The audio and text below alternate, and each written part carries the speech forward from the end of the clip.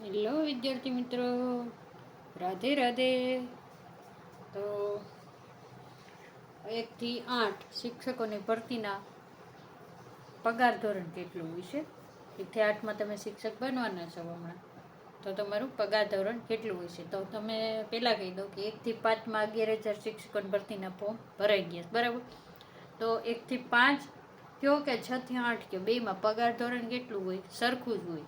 ને આપણે આ જે જોઈએ છે ને એ કેટલામાં પગાર પંચ ઉપર છે કે 7મો પગાર પંચ? કયું? 7મો પગાર પંચ હો, પગાર પંચ, બરાબર. તો આપણે 7મા પગાર પંચના આધારે જે આ પગારનું વર્ગીકરણ છે એ આપણે કરેલું છે. તો કે તમે જો આપણે 11,000 શિક્ષકોની ભરતીનું ફોર્મ ભરાઈ ગયા છે, અને આપણે આગલા વિડીયોમાં કીધું હતું કે તમે બધાએ જોયું જ છે કે એનું મેરિટ જે પ્રોવિઝનલ છે એ જૂનના એન્ડ સુધીમાં આવી જશે, બરાબર? એટલે કે પ્રોવિઝનલ આવશે, પછી વાંધા અરજી કરશું, પછી ફાઇનલ મેરિટ આવશે, અને પછી જુલાઈના એન્ડ સુધીમાં પહેલો રાઉન્ડ બહાર પડવાની પૂરી શક્યતા છે. એટલે ઓગસ્ટ સુધીમાં તમને હાજર પણ કરી શકે શિક્ષક તરીકે, બરાબર? તો કે પહેલાં 5 વર્ષ શું હોય? તમે શિક્ષક તરીકે ઓગસ્ટમાં લાગો તો કે પહેલાં શું આવશે? તો કે પ્રારંભિક પગાર.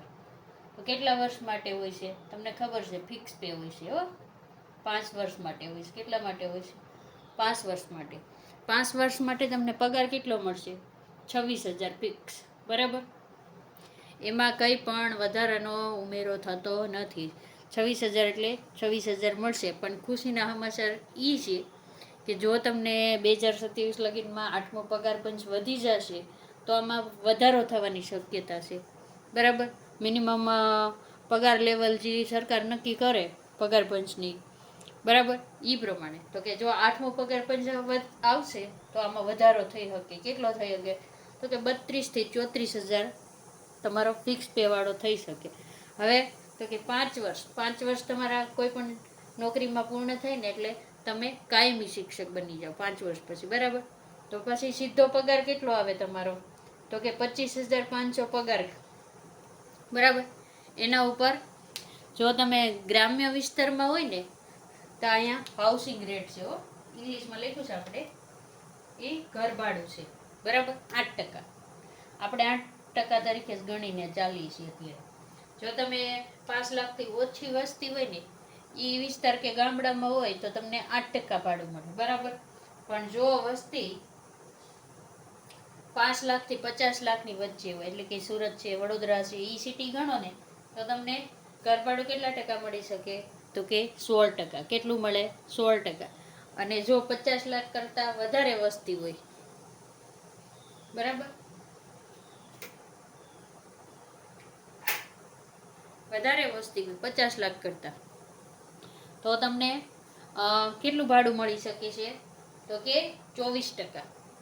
એટલે તમે વિચાર કરો, તમને જો અમદાવાદ સિટીમાં જોબ મળી હોય તો પગાર તો તમારો 25,500 જ કહેવાનો છે, પણ એમાં ઘર ભાડું કેવડું મોટું આવી જાય? 24%. 8% એ 25,000 2,000 ને 40 થતા હોય, 8 બોલ 8 24, તો 6,000 જેવું તમને ખાલી ઘર ભાડું વધી જાય, બરાબર. પછી ટ્રાન્સપોર્ટ એટલે કે વાહન ભાડું. જો એ તમે 1 કિલોમીટર વિસ્તારમાં રહેતા હોય ને સ્કૂલની આજુબાજુ તો તમને ન મળે, પણ જો તમે દૂર રહેતા હોય ને તો તમને વાહન ભાડું, ટી એટલે ટ્રાન્સપોર્ટ, બરાબર. તો કે વાહન ભાડું મળે. પછી કે ડીએ. ડીએ છે ને એટલે મોંઘવારી ભથ્થું આવે. શું આવે? મોંઘવારી ભથ્થું. અને મોંઘવારી ભથ્થું છે ને હંમેશા પગાર ઉપર ગણાશે, બરાબર. કેના ઉપર ગણાય? પગાર ઉપર. તો મિનિમમ 50 અત્યારે છે ને મારા ખ્યાલથી 50 થી 55 ની વચ્ચેનું મોંઘવારી ભથ્થું ગણીને હાલવાનું તમારે. કેટલું? આ બેની વચ્ચે 50 થી 55%. તમે ખાલી 50% ગણો તો ક્યાં વાત રહી? જો આપણે જોઈએ છીએ ને મોંઘવારી ભથ્થું છે ને બદલાતું રહેતું હોય છે, હો. એટલે અત્યાર પ્રમાણે તમે 55%, 53% જે રીતે ગણતરી કરવી હોય એ રીતે કરી શકો છો. 50 થી 55 ની વચ્ચે મોંઘવારી ભથ્થું. તો કે મોંઘવારી ભથ્થું ગણો 50 થી 55%, એટલે પગારના અડધા પૈસા તો એ થઈ ગયા સીધા 50% ગણો એટલે. પ્લસ તમને મેડિકલનું મળે. તો કે તો તમે ફિક્સ પેમાંથી સીધા કાયમી નોકરીમાં આવો ને 5 વર્ષ પછી, એટલે સીધો તમારો પગાર કેટલો થઈ જાય? 44,365 આજુબાજુ થઈ જાય. પછી તમે સિટીમાં રહ્યો ને ગામડામાં રહ્યો ને એમ થોડુંક ફેર પડે છે, બરાબર? એટલે થોડું ઉપર નીચે ગણીને હાલવાનું. એટલે તમારે અહીંયા કેટલું ગણવાનું ખબર છે? તમે ગણતરીમાં 40,000 થી 44,000-45,000 આજુબાજુ ગણતરી કરી શકો છો. તો કે એટલી ગણતરી લઈને ચાલવાનું. પછી કે તમને ખબર છે કે છે ને દર વર્ષે તમારા પગારમાં ઇન્ક્રીઝ થાય. દર વર્ષે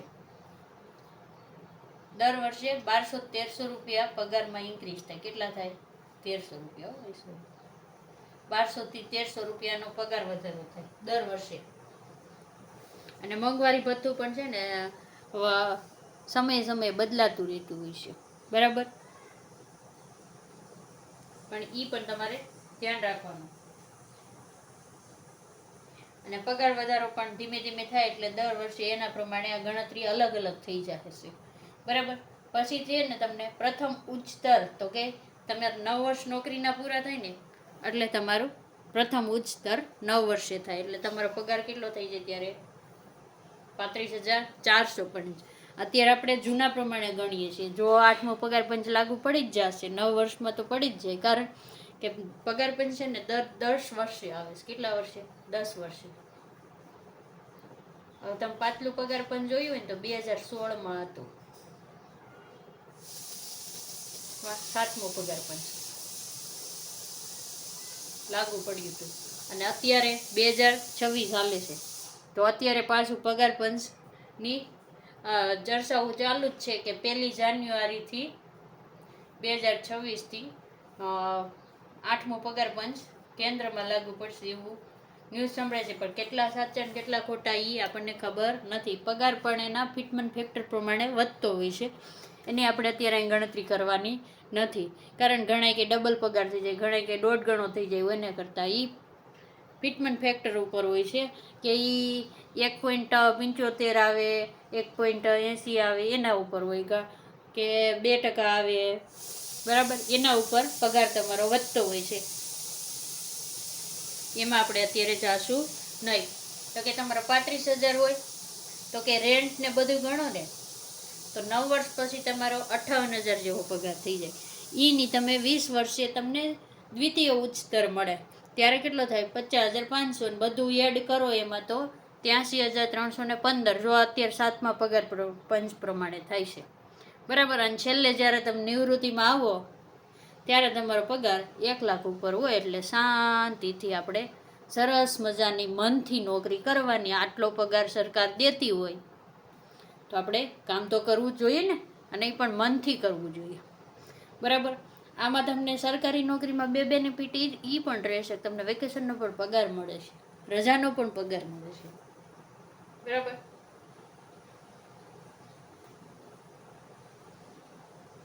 અને આમાંથી ઘણી વસ્તુ છે ને તમારી કપાત હોય છે. આ તમે જે 5 વર્ષ પછી જે પગાર ગણો ને એમાં એક તો તમારો વીમાની રકમ કપાય, બરાબર? વીમાની રકમ કપાઈ જાય. પછી 10% થી 14%. આપણે આ જે માર્કર હાલતી નથી, 10% થી 14%. કેટલું કપાય? 10% થી 14%. તમારે જેટલા કાપવા હોય એટલા. જ્યારે તમે પેન્શનમાં ઉતરો ને ત્યારે આનું સરકાર વળતર આપે છે તમને, બરાબર? તો કે એને શું કહેવાય? તો કે NPS કહેવાય, નેશનલ પેન્શન સ્કીમ. NPSમાં કેટલા કપાય? 10 થી 14%. જો તમારે 14% કાપવો હોય ને તોય કાપો, મિનિમમ 10% કાપાવો. જ્યારે તમે નોકરીમાં નિવૃત્ત થાવ ત્યારે તમને એકસાથે પૈસા મળે છે, બરાબર? એટલે તમે જેટલા કાપ્યા હોય ને એથી સરકાર તમે એને એડ કરે ને વ્યાજ ને બધું કરીને ઝાઝા જ આપે છે અત્યારે, બરાબર? તો જો તમને આ વિડીયો સારો લાગ્યો હોય તો અમારી ચેનલને લાઈક કરી દેજો, ચેનલને સબસ્ક્રાઈબ કરી દેજો. રાધે રાધે.